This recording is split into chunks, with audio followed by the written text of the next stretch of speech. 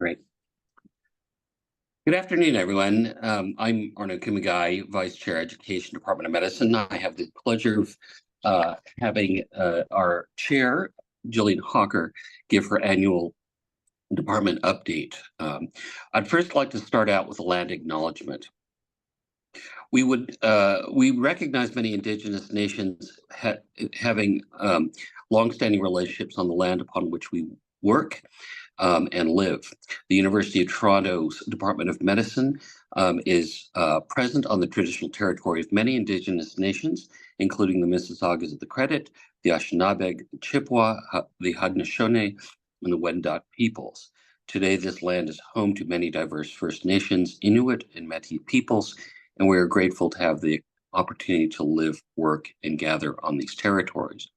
Oftentimes, these land acknowledgements have become almost performative, and I would just like us to take a moment as individuals, as physicians, and as a department to reflect on the tremendous injustice that has been heaped upon Native peoples in Canada, and to think about how we as individuals and as a profession and as a department can actually address some of these wrongs.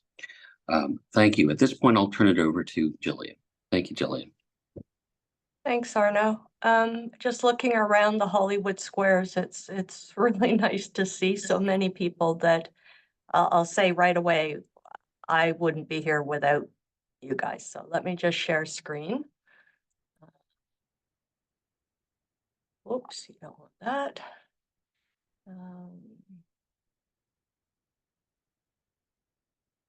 Sorry, I'm going to move you guys out of the way. There we go.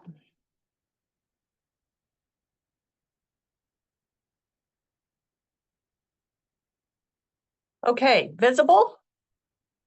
Thumbs up? Can you see? Yes, perfect. Thank you. Wow, I'm looking right at Claire Bombardier, who was my mentor and tormentor, I used to say, and it's really wonderful to see her here. I have said it many, many times over the past 10 years, but it is a privilege and honor to chair this incredible department. And what I felt I should do today is to give you some reflections on the past decade as chair of this department, and then my thoughts, considerations as the baton is passed to Moira Capral, who's on the phone here and will be spectacular. Really with the hope that you'll be proud of what you have accomplished, but also see where there's still room for improvement. So, ironically, I kept my notes from when I interviewed for the chair role, and I was taking a look at them, and I was thinking, well, why did I even want this job? And really, it's because I've been a lifer at U of T. I did my undergrad, medical school, residency, master's. This is such a great environment. I had no desire to leave U of T because of all the geeks with brilliant minds and great ideas. But sitting over at Women's, where I have spent my faculty career, it was just frustrating, the siloing across hospitals, the focus on what I will call now traditional metrics of success, as opposed to our ability to really impact healthcare, policy, practice. What I had experienced as lack of fairness and transparency regarding recruitment, appointments, and an inherent institutional reproduction that was very alive and well. And the fact that the university value add over the hospitals was really tremendously unclear. And I guess I saw it as a challenge, an opportunity, but a challenge to perhaps think of the department a little bit differently, as a catalyst, facilitator, a motivator, a mentor, something that could be added value. So our vision, which we established in 2015 and did not alter when we re-established our strategic priorities, is to prepare future physician leaders, contribute to our communities, improve the health and healthcare experiences of individuals and populations through discovery, application, translation, and communication of knowledge, but not to stop there, to promote a culture of caring and inclusion. So are we there yet? So the first years, I think for those of you who've been around, were really about laying the foundation for the department to act as a catalyst and enabler. And really what we tried to do, which you may feel still hasn't been accomplished for those of you who've been through CFAR or promotion in the last few years, but to try to make complicated things a bit simpler. Importantly, to ensure transparency and fairness, develop a platform for effective communication, build a sense of pride of place, evolve our culture where we weren't quite so hierarchical, but much more respectful of the contribution of all faculty members, and enhancing our service to faculty and learners. We revamped the CFAR and senior promotions processes. We got rid of a bunch of paper and moved to templates and fillable forms. We've held many, many, many workshops to help people prepare for these milestone transitions. We've revised and revised our academic position descriptions to make sure that they're relevant and clear, and so that we can hold people accountable for the expectations of their position descriptions at annual review. We've looked again and again at our requirements for appointment. Are they too hard? Should we make it easier? Our department has a high bar, no question. When I came in as chair, we virtually never appointed anybody at the rank of lecturer. We now do, although they do move to assistant pretty quickly in most cases. But we really did some soul searching. Everybody hated WebCV, and we were going to transition, and Sam Saba started that transition. Of course, it's taken over 10 years because we still haven't transitioned, but we are about to transition to Elements. But hopefully that will help. We spent a lot of time working on consensus on how to standardize, develop and standardize policies and processes. And all this stuff may seem kind of boring, but it was really incredibly important, I think, to establishing the foundation on which our department could move forward. So we created position descriptions for positions of leadership with fixed terms, mechanisms for determining stipends. We created terms of reference of our committees and their membership to ensure that there was all stakeholder input. We required mandatory searches starting in 2015 for clinician scientists, and then the following year for all faculty recruited to our department. And as far as I'm aware, I think we're still the only department that does search formally with postings. We confirmed that you had to have 3 years under your belt for CFAR. And although I was highly recommended not to look at our fellowships and get into that, it was just a dog's breakfast. I still don't understand that cliche, but anyhow, we decided we couldn't ignore it. We had 411 fellows at the time, and we couldn't ignore them. These are our vice chairs, the four at the top: Kaveh Shojania, obviously Arno Kumagai, Umber Najib, and Jane Batt, and our previous vice chairs. And together with them and all the other leaders in our department, we've really worked hard on mentorship, but not just mentorship, sponsorship, opening doors, networking our faculty and learners, helping them to get to the next stage of their careers. We initiated a 1.5-year check-in with new faculty when we saw that people were getting to their 3-year review with all sorts of things that could have been fixed before they got there. And that made a really tangible difference in success at 3 years.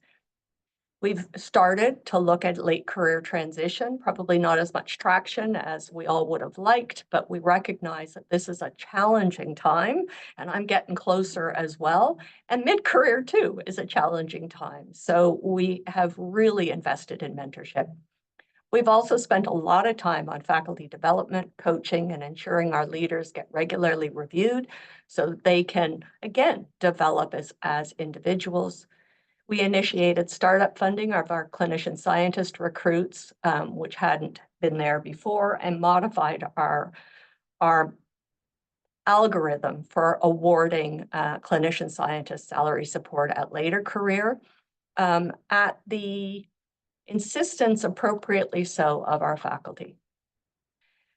Kaveh had to advocate major at the decanal committee to recognize that our CQI faculty and people doing quality improvement and patient safety weren't going to necessarily impact national standards. Our healthcare system is provincially organized, and they listened. We know, you know, I've advocated hard. We have advocated hard for sustained excellence in teaching, not to be at 10 years exclusively. We've also advocated to move beyond the traditional research metrics and think about actual impact and to recognize mentorship. And I would say most of these things have been taken up by the Faculty of Medicine. I think one of the things I'm most happy about is our division directors. When I came into this role as chair, we did not have position descriptions for the DDD, at least not that I could find. So we created one, and it has been revised over time. Up here, you see our current DDDs, and here are all of the previous individuals. I'm sure I've missed somebody. I apologize if I have. But there was a sense that there's no point in having a departmental division director, that there's no money, there's no influence, there's no ability to really do anything tangible. But I think these people have really shown us that that's not the case. And the key elements of their role has really been to build community and common purpose. They have strategic plans. They have priorities that are appropriate to their own disciplines. They play an active role in recruitment citywide, helping to figure out where's the best place for this candidate versus this candidate, and providing a bit of a Switzerland. They provide a lot of mentorship and sponsorship. They help support the residency program director and the fellowships directors. They've built their own communication plans with their own departmental, divisional newsletters and social events. They've been actively engaged in advancement, and I'm going to single out, David Tang Wei here, who has managed to raise $1 million towards a chair for his division. And they've served as an executive committee, helping to relay departmental changes, information, policies out to the broader community. So these folks have been critical. As I said, we didn't ignore fellowships. We sought and appointed a director of fellowships, Dr. Cheryl Jagabin from the Division of Neurology, who has just taken on a massive task. And over the past 5 years or so, she's reviewed all of the fellowships. We now have over 600 fellows in the Department of Medicine. And she has a pretty good handle on all of them, along with the divisional and hospital fellowship coordinators and directors. She's developed standards and expectations, checklists for contracts. They're all now registered through PGME, so we know who's out there and can support them and help them through their visas and work permits and all the rest of it. And she's shown us the international footprint. 70% of our fellows are IMGs from around the world. They come from everywhere. We just had graduation a couple of weeks ago, and as the fellows went across the screen, it was the world coming past us. So they are so important to our international reputation, our status as a university. And she's also, along with Arno Kumagai, helped to develop a pathway for them to raise concerns and get help if needed.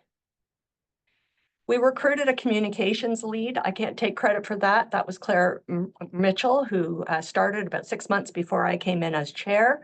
But we created a new departmental website, reformatted the department newsletter, and as I mentioned, the divisions took on their own newsletters and websites. We love swag, and Peter, I can see you in my little Hollywood squares. Well, there you are with your swag. We really felt that we should be celebrating our professors emerita, that it's a life cycle. We should be celebrating people at the beginning, along the way, and when they transition. I would say Peter's still actively involved in the Teaching Effectiveness Committee of promotions, so not really retired.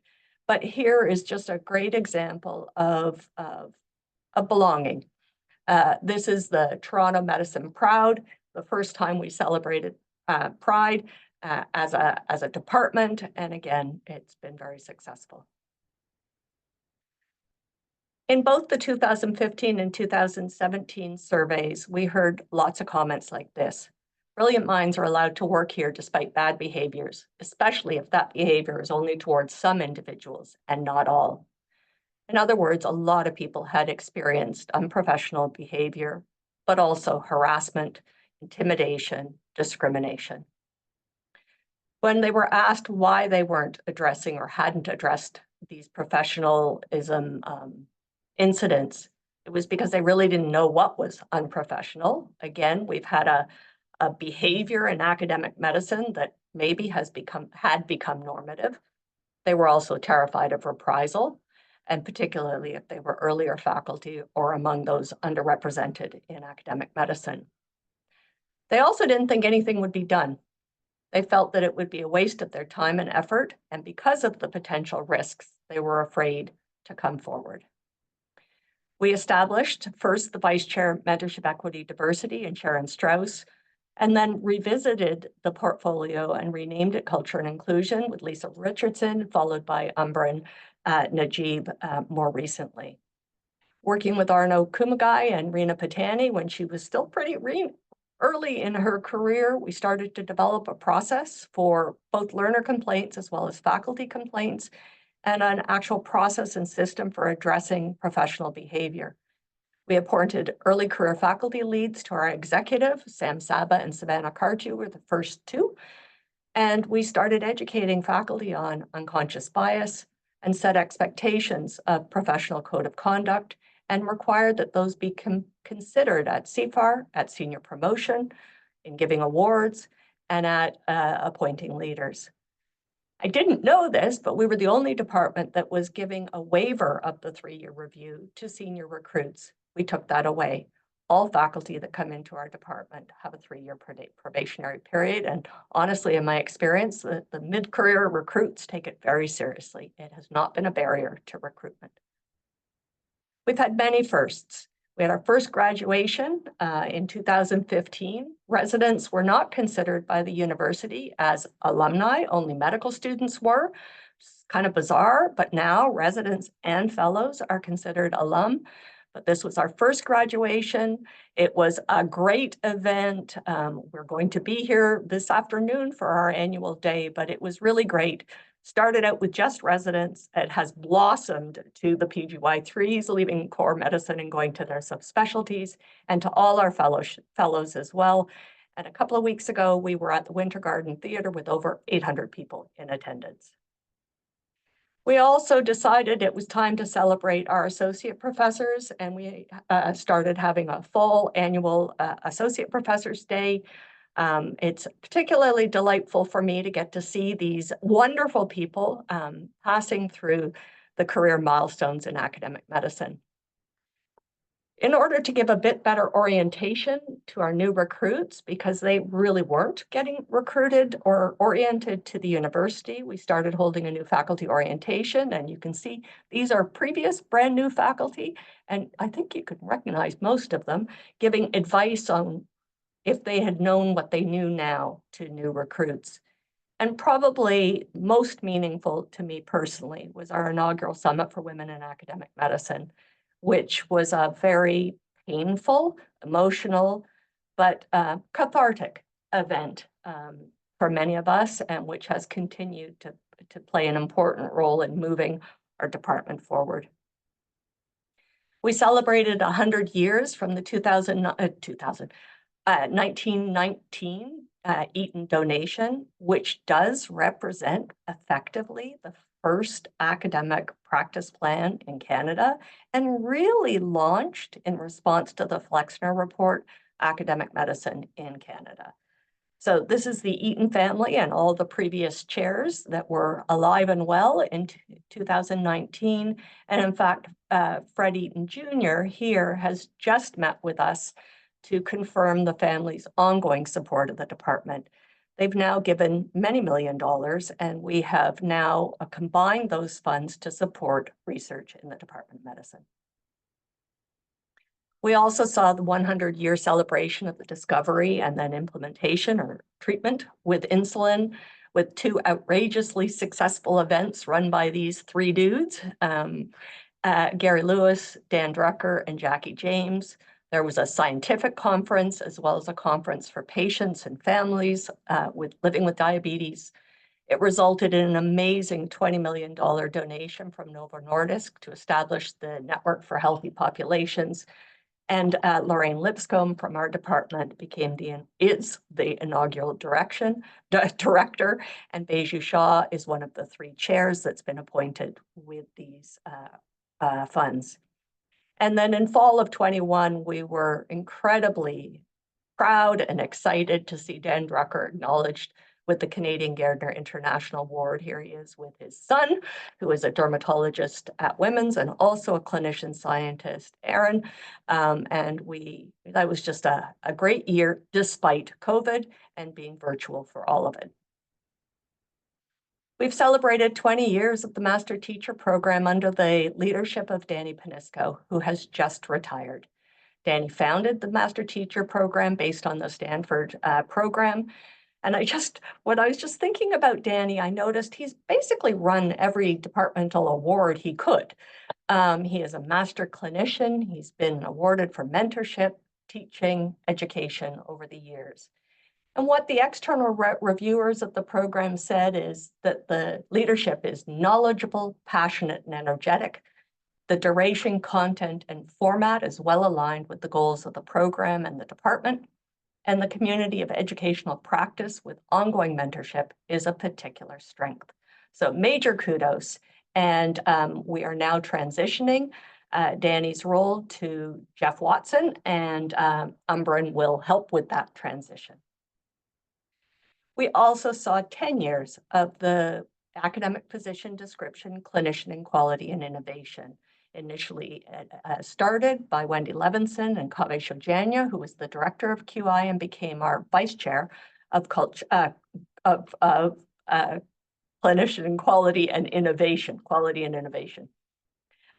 This was a party at faculty, and again, people weren't super comfortable with COVID, but also did an external review, which outlined that the CQI position description had provided an academic home for faculty focused on QI and innovation, that they hadn't felt like they really belonged. Now they belonged. These folks have had 100% success at CFAR. They're actually moving forward through the senior promotion track faster than everybody else. And our CQIs hold QI leadership roles across all of our teaching hospitals, as well as Public Health and Ontario Health. So kudos to this team. We started telling a lot of stories, and it was very useful to tell these stories. I had the privilege of being at the PGY2 internal medicine retreat in 2017 when Shelley Dev was invited to be the keynote. And Shelley talked very clearly and articulately about her own struggles with depression. And she, as only Shelley can do, made us laugh hard and made us cry over the journey, and really touched, I think, everybody in the room. Touched in a way that people acknowledged that this journey was not uncommon in academic medicine, and that we need to talk about it more. At the same time, Alan Detsky brought Story Slam to the university, to our department, where individuals, trainees, and faculty were invited to tell stories with a thematic focus each year, but again, sharing the experiences of being in a really tough position, in a tough job, with lots of demands, and at this point, pre-COVID, but tough. And we continued to have our WAM summits and expanded to WAM Plus, so that it wasn't just about women, but really about all of us experiencing and moving forward in academic medicine. We felt it was important to recognize all contributions. In 2019, thanks to the work of Ophir Murad in general internal medicine, we inducted our first group of Academy of Master Clinicians, who you can see here, and many more since that time. We created an award for humanism, not humanitarianism, humanism in medicine, which Adrienne Chan was the first recipient of, and again, others have followed. And this afternoon or this evening, we will be announcing, obviously, these awards for this year. And I think long time coming, but we appointed a lead for valuing the clinician teacher. It's never been clearer to us than over the last few years with both COVID, as well as all the Royal College accreditation stuff, that our teachers are very much on the front line and carry a huge load.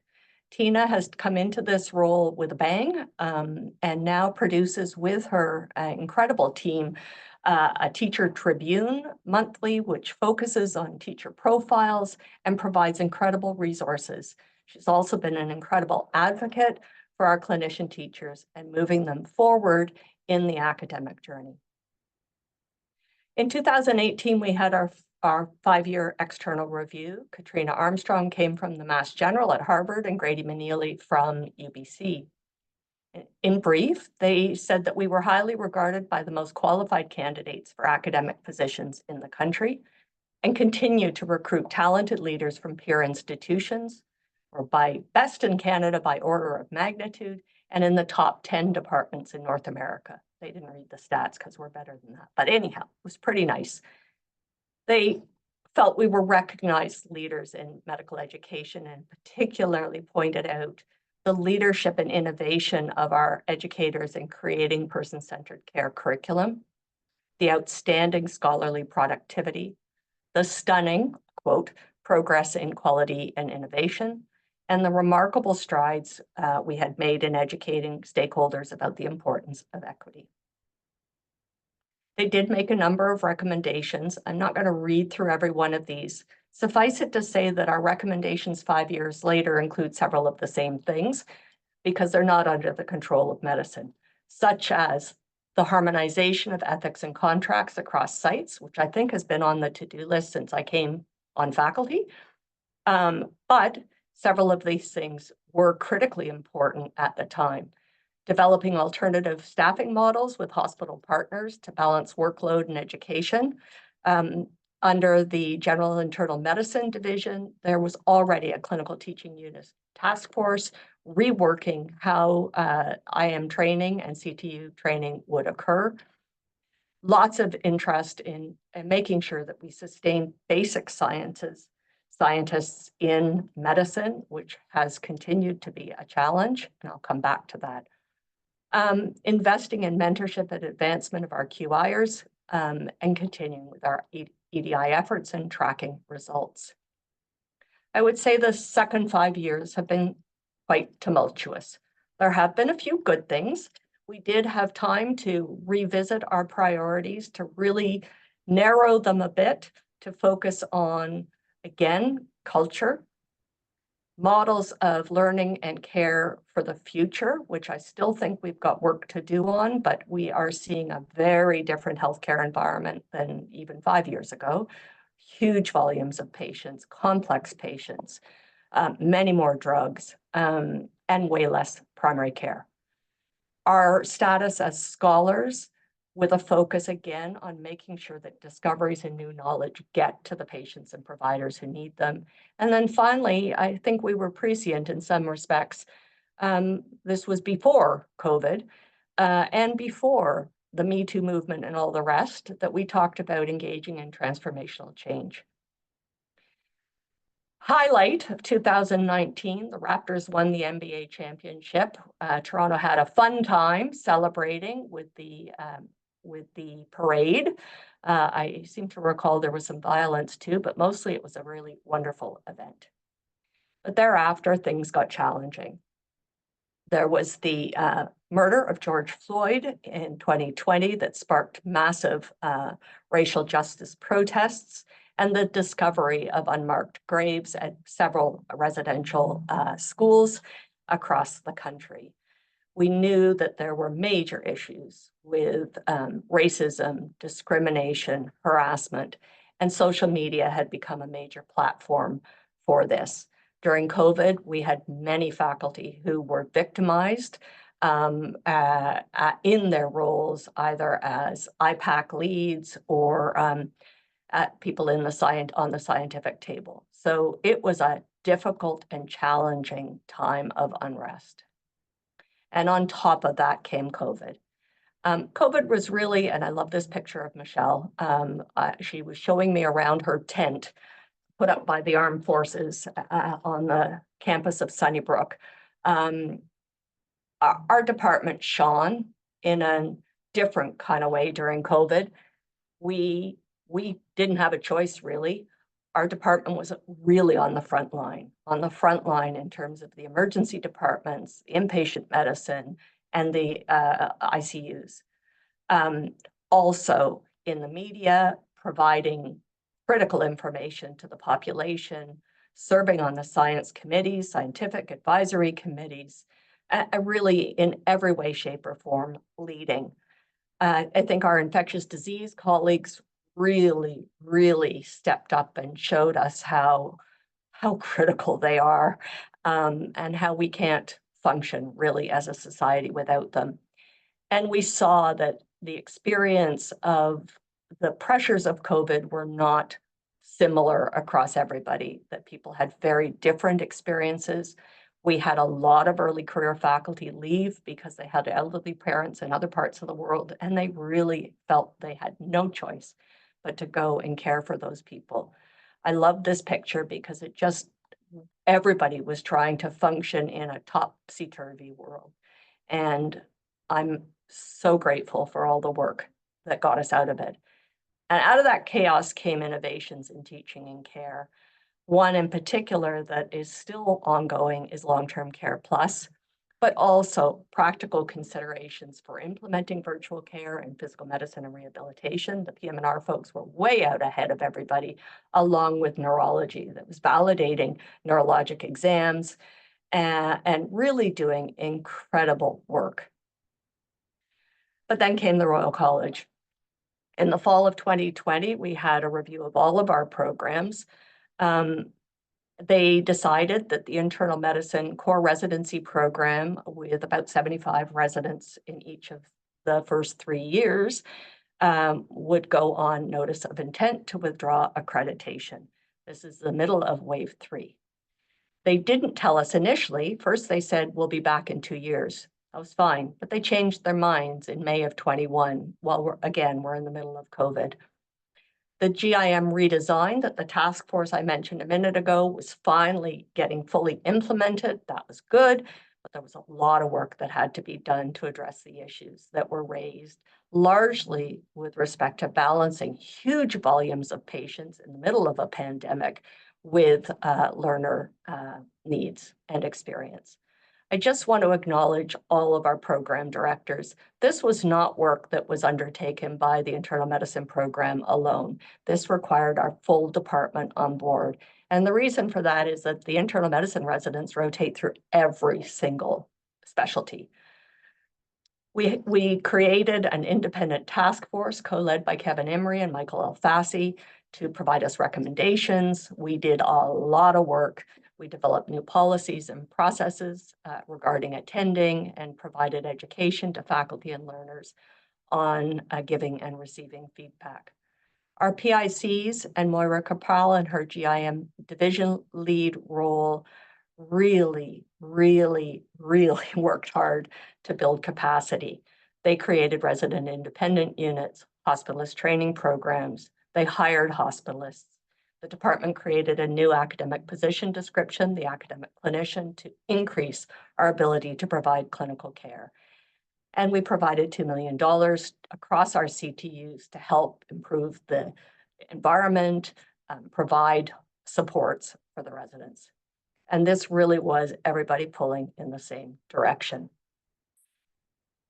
Thrillingly, but we really just found out, this was successful.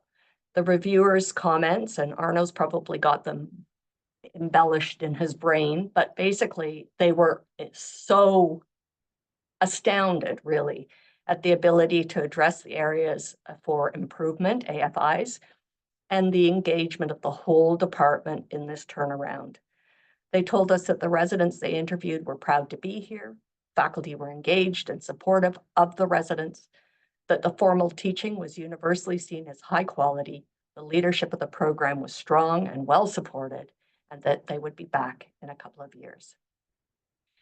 Jeanette Gogan had led the program through this incredibly challenging time. In December, she stepped down after completion of this re-review and has passed the baton to Pete Wu, who's just finishing 6 months as the interim internal medicine program director, and we're in the process of interviewing for the full-time next internal medicine program director.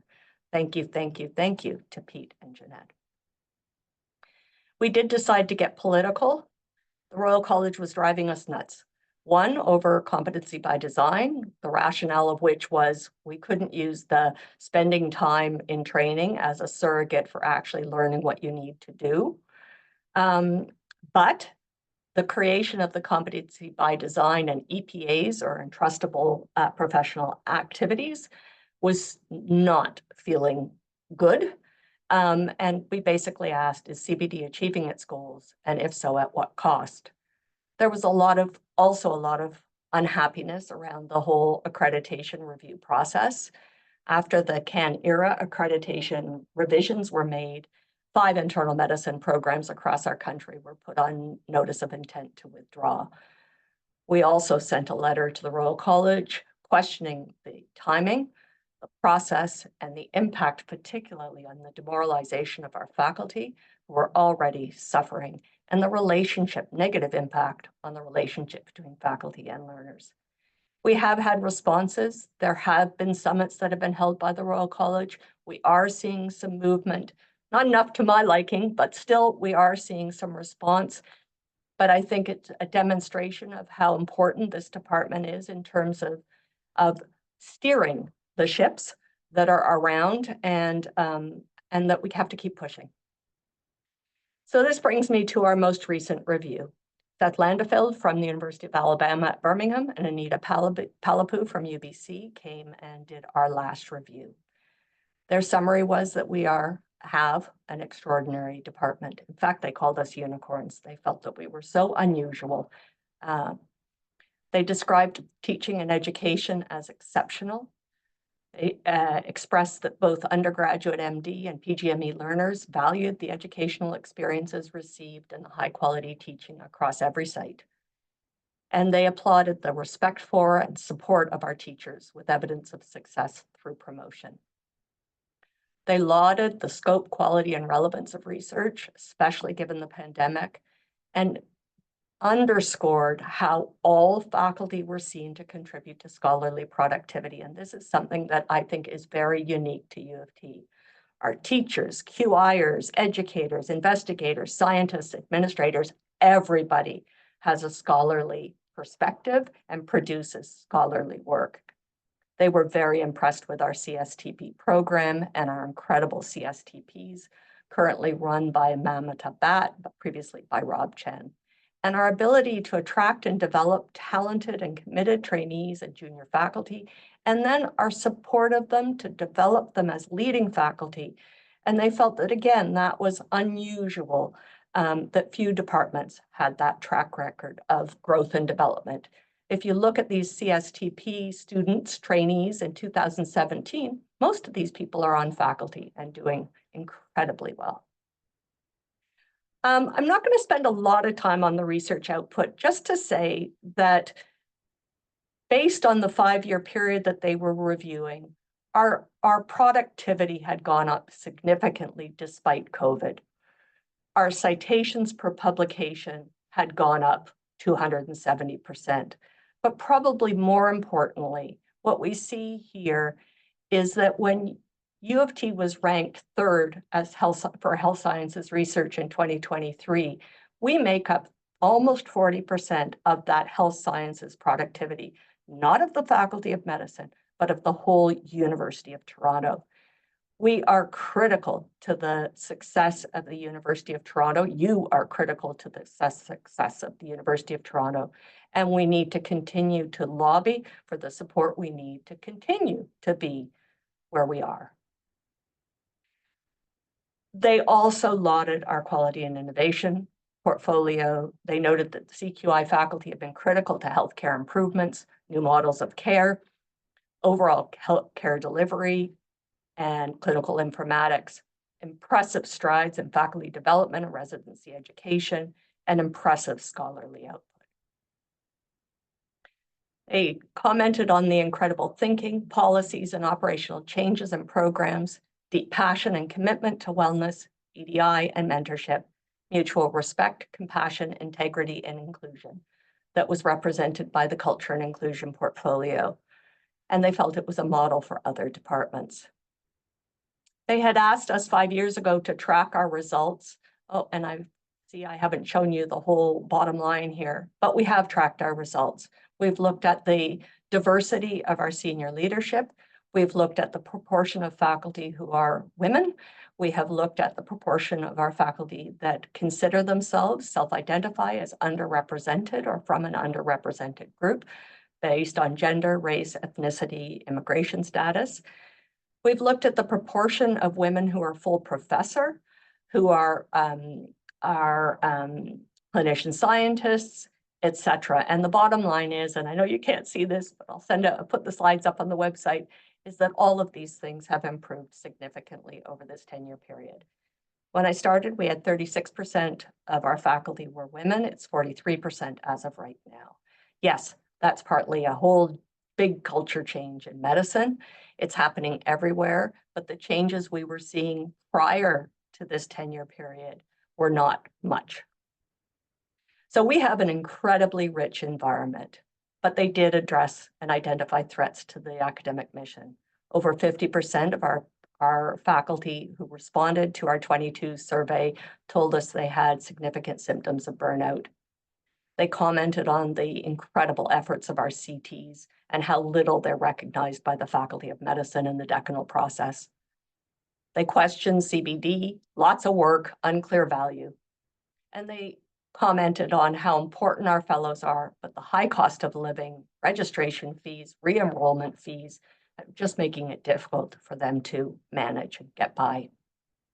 Many threats to the research mission, which you're all aware of. The basic sciences for physicians. We've had a great deal of difficulty finding research space, wet lab space, particularly in the hospitals. We're hoping under Jane Batt to get more space at MSB, but it is a challenge. Inability to provide enough support. Again, lack of harmonization of REB and contracts. A relative stagnation in growth of tri-council or extramural funding. That's partly because extramural funding hasn't gone up, but we're seeing disproportionately more funding from industry and philanthropy and societies than from tri-council. And finally, the unintended consequences of expansion into the community. And I am almost done. They gave us 13 recommendations. The ones highlighted in blue are not actually recommendations to us in the department, but recommendations for the Faculty of Medicine to recognize the contribution of the Department of Medicine and fund us resources appropriately. They basically said the department delivers terrific programs with outstanding committed people despite limited financial and physical resources. Investment would have tremendous return in terms of developing the next generation of both physician investigators and expansion of clinical training.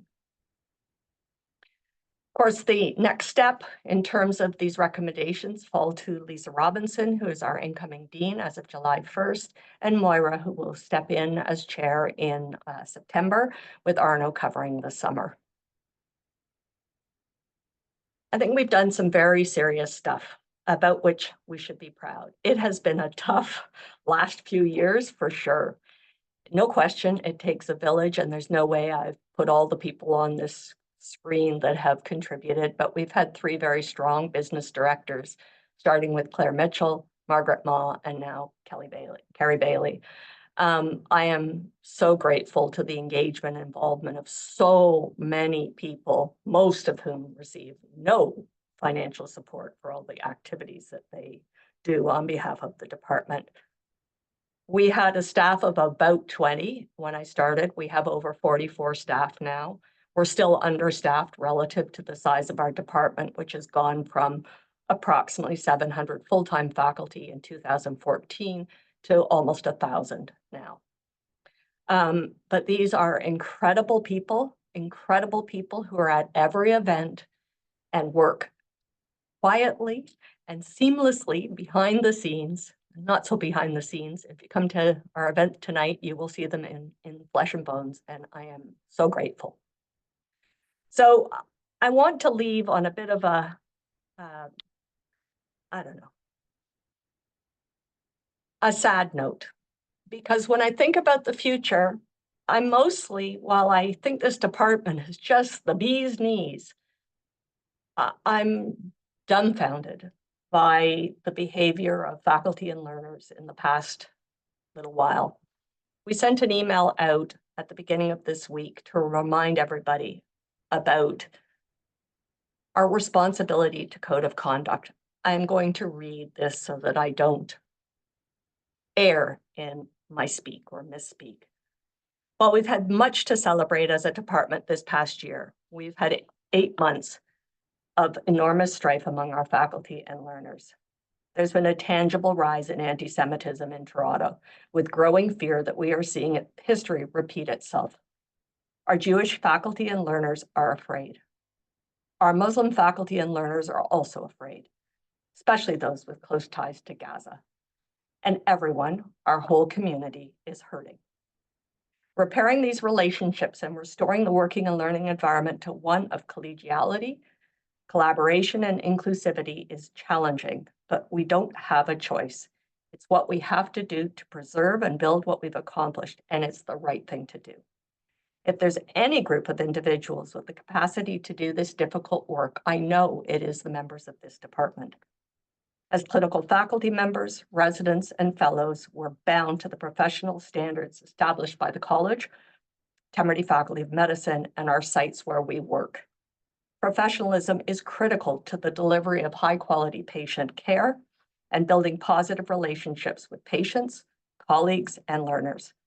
We must all follow these medical professional expectations in clinical and academic settings to enhance trust, uphold ethical principles, foster a positive reputation, promote collaboration, and of course, support lifelong learning and improvement. On July 1st, we'll be welcoming many new medical students, residents, and fellows to our department. Both Temerity and CPSO have set out expectations regarding physicians' professional responsibilities in medical education. Our learners are also expected to abide by the university and Temerity medicine policies and standards, including the standards of professional practice behavior for health professional students. These include demonstrating a model of compassionate and ethical care, not engaging in harassment, including intimidation, or discrimination, including racism. We must all ensure that faculty, members, students, and learners are provided with support and direction in addressing disruptive behavior and our ethical difficult situations in the clinical or learning environment. Finally, social media is being used for a variety of personal and professional reasons. Personally, I wish it were not and have got off. But if you choose to use social media, it's of the utmost importance that you abide by the same professionalism standards in online and social media platforms as in the in-person setting. Before posting anything, anywhere, please take a moment to consider the potential impact of your post on colleagues, learners, staff, and patients under your care. Take a moment to put yourself in others' shoes. Earlier this week, as I said, the department sent this message to all faculty and learners and to our incoming residents and fellows. The policies of which I'm speaking are in that email and on our website. On behalf of all of us, I thank you in advance for helping shift us away from the perilous path that we appear to be heading down. And thank you again and again for inspiring, coaxing, advising, helping, and teaching me in this difficult at times role. I am forever indebted to you all. Thank you very much.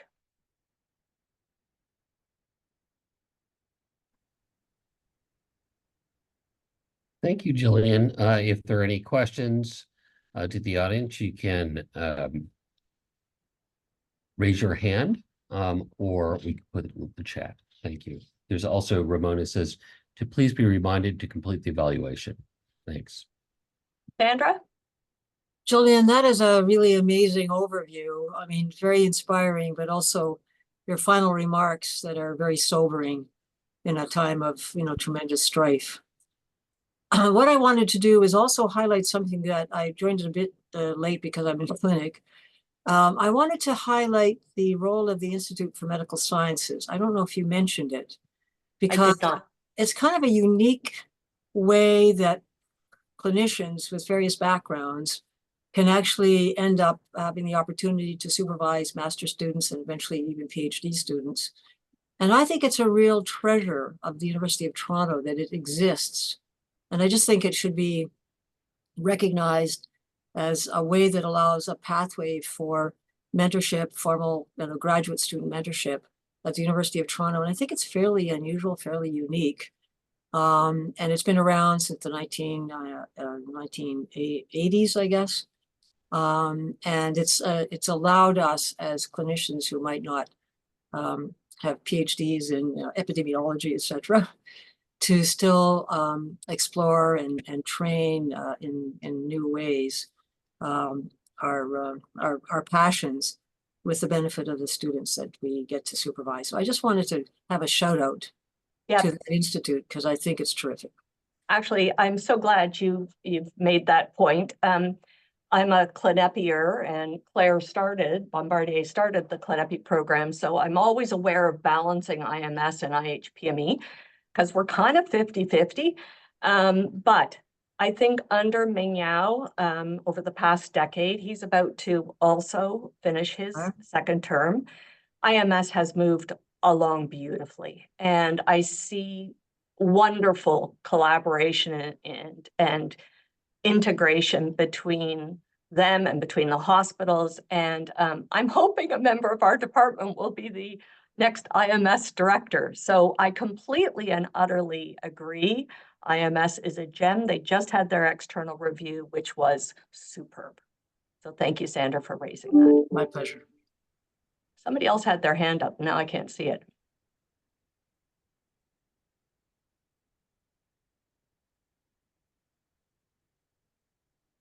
Anybody? Any of the comments? No. I hope this is going to be posted, your presentation, or recorded. Was it recorded, Gillian? Yeah. Oh, Wonderful. I think so. I hope so. Ramona? Yes. Yes. Wonderful, It's gonna be wonderful. posted to YouTube by next week. Because it's historically very important, and it's been a terrific period under your leadership, and as we move forward, especially in this really difficult time. Thank you.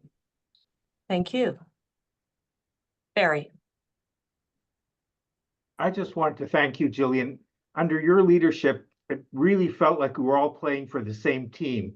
In such a big and large department with different hospitals, it's easy to view others as competitors. Under your leadership, as I said, it felt like we were all playing for the same team. And I think that created an absolutely wonderful environment for those working under you. Thank you. Well, I think everybody in the leadership team feels that way, that we are one family. And I think we have demonstrated that we are better together. No question. And I am confident that Dr. Capral will continue to strive to have us close and caring. So tonight is annual day.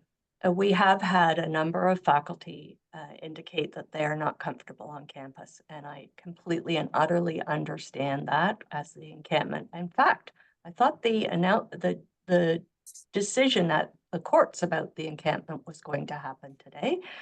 But anyhow, I am hopeful that as many as possible will come and celebrate our incredible faculty who are being celebrated. I think it's important, despite how crappy a lot of things can be, that we take the time to celebrate too. Okay.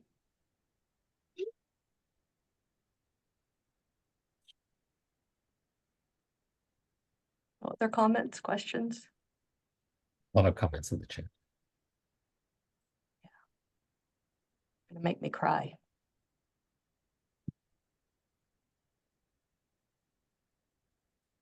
Okay. Oh, there's Rupert. No cat though, Rupert. I'm missing your cat. I know you would rather see the cat than me, Gillian. That's a very, very common refrain. I guess I should Okay. say, you know, as somebody who's parked here at the Med-Sci building right next to the encampment, it's actually, you know, I really haven't seen any violence or threats here. I think it's a sort of existential threat there that people worry about, but I do want to reassure people there's been very little in the way of actual protests or violence. We've had a number of events where I've had to go around the circle, and there's no people out there obstructing, etc. So just to echo Gillian, that if people are able to come to the, hopefully people won't find any problems in coming to the annual day. I guess I was waiting for John Flores to say something. And the something that I thought John Flores might say, as I'm looking to you, John Flores, is that I've spent all this time on the soft stuff, the touchy-feely stuff, and ignored science. I didn't show you all the data, but our science is outstanding.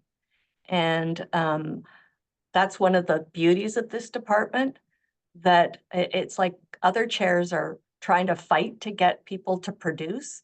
And if anything, we have to say, slow down, take a minute, breathe, enjoy. John. And I see I'm you delighted unmuted. that I'm delighted that Jane is working hard to break down barriers so that Oh we my can all God. work together more efficiently and effectively. And that will be, again, part of your legacy that we'll all be very proud of. Well, I think now the breaking down of those silos becomes a wellness activity, because how much agony does everybody endure trying to get a contract through, or like it's just painful. So yeah, she's a dog with a bone, and I'm delighted. Thank you, everybody. Thank you for the opportunity to talk to you, and I hope you come this evening. Take care. Bye.